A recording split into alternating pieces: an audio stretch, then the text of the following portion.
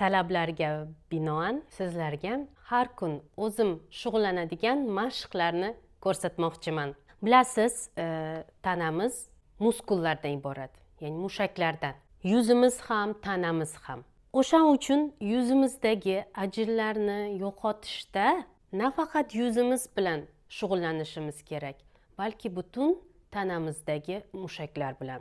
Chunki shu oyog'ingizni tagidagi mushakni spazmga kelishi, ya'ni qotib qolishi natijasida butun oyog'ingizni orqa qismidagi mushaklarni tortib peshonangizga ta'sir qiladi. Shuning uchun badan tarbiya nafaqat yuzimiz uchun, balki butun tanamizni tonusga keltirish uchun yoki ba'zi mushaklarni, ya'ni siqilib qolgan mushaklarni bo'shashtirish uchun badan tarbiya lozim. Har kuni 5-10 daqiqangizni oladi xolos. Agar shuni kunlik rejimingizga aylantirsangiz, o'zingizni kayfiyatingiz ko'tariladi, sog'lom bo'lasiz.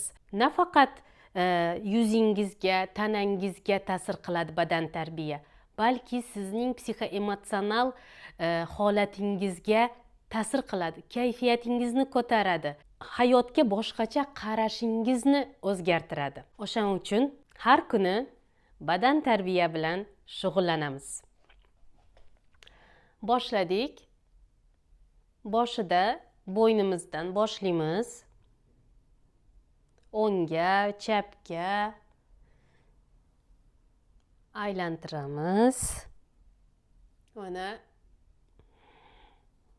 pastda yarim oval chizasiz.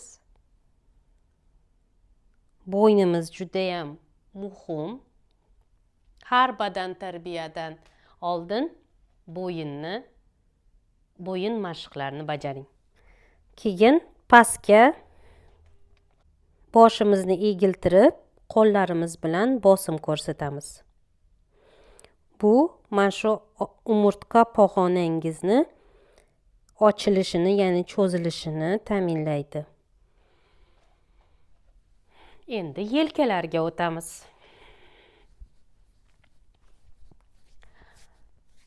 Mana shu trapetsiya mushaklarini ozgina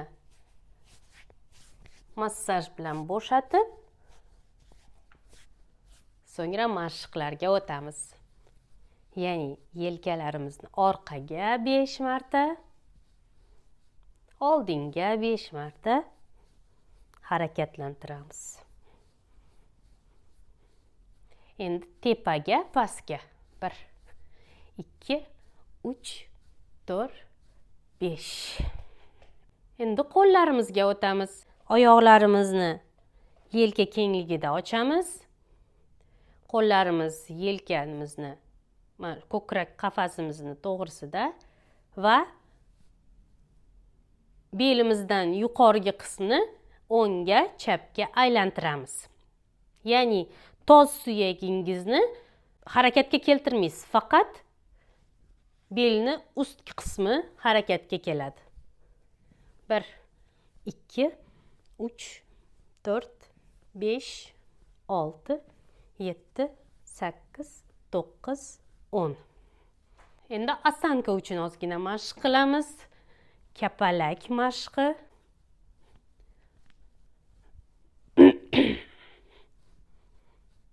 Mana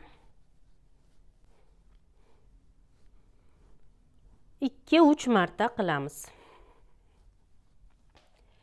Endi shunaqa qilib tik turib, yon boshga,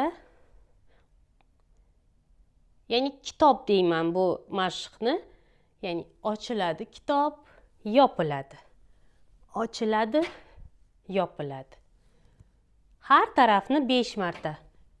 3, 3, 4, 4, 5, 5. Qo'llarimiz bilan qilamiz. Ozgina dam olamiz.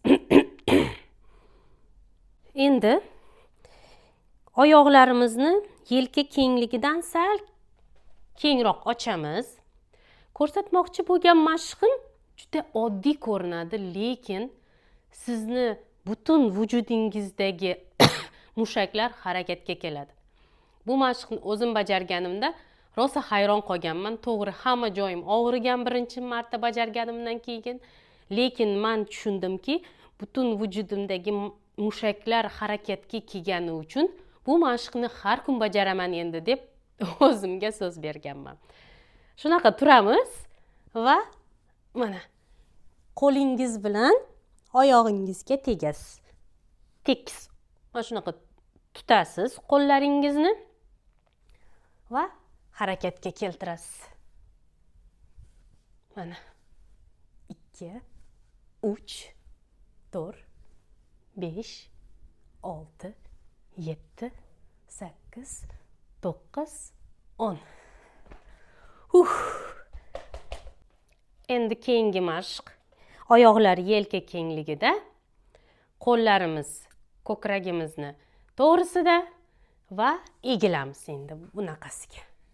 1, 2, 3, 4, 5, 6, 7, 8, 9, 10. Endi navbat tos suyagimizga. Tos suyagimizni harakatga keltiramiz. Harakatga keltirayotganingizda xuddi tos suyakli bilan O shaklini chizing. Ya'ni qanchalik katta chizsangiz shuncha yaxshi. Bir tarafga 10 marta, ya'ni o'ng tarafga 5, 6, 7, 8, 9, 10.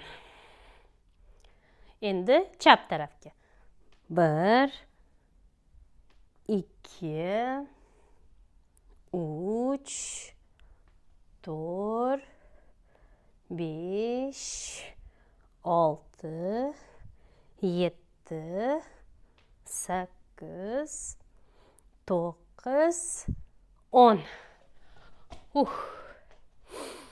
Har bir mashqdan keyin agar charchagan bo'lsangiz, ozgina mana shunaqa qilib qo'llaringizni, oyoqlaringizni harakatga keltiring. Shunda tanangiz dam oladi. Endi ozgina o'tirib turib, yana tos suyagimizni harakatga keltiramiz. Ya'ni o'ng tarafga, chap tarafga. O'ng, chap. 1, 2, 3, 4. Tizzalaringizni ozgina bukasiz. Ozgina o'tirasiz. 1, 2, 3, 4, 5, 6, 7, 8, 9, 10.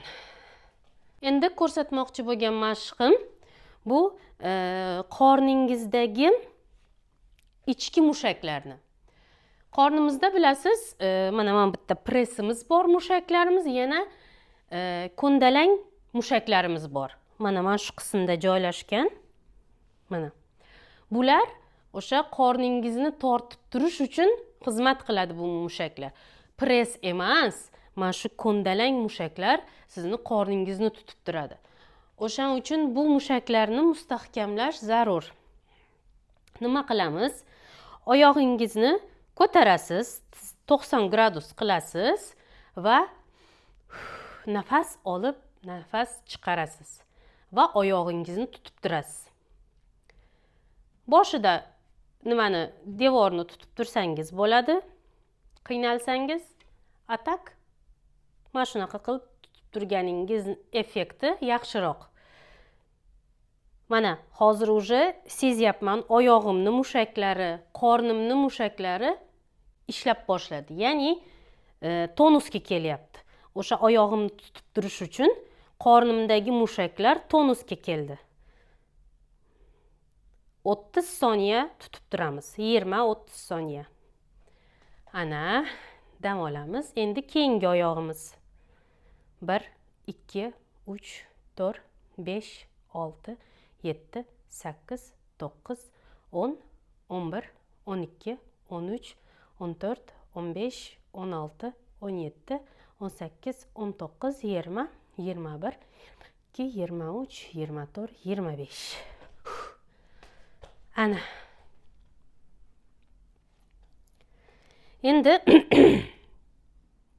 melnitsa mashqimiz, ya'ni egilamiz. Chap qo'limiz bilan o'ng oyog'imizga tegamiz. O'ng qo'limiz bilan chap oyog'imizni tekizamiz. Boshladik. 1, 2, 3, 4, 5, 6, 7, 8, 9, 10. Keyingi mashqimiz, bu yerda ham tos suyakni harakatga keltiramiz. Mana bu yerda tazobedrenniy sustavimiz bor. Uni mana shunaqa suyakcha u. Keyin boshqa suyak bilan birikadi. Ya'ni bittasi yumaloq bo'ladi, bittasi o'sha yumaloqni tutib turadi. Agar siz harakatga keltirib turmasangiz, mana shunaqa qilib moylab turmasangiz, ya'ni harakatga kelsa u moylanadi.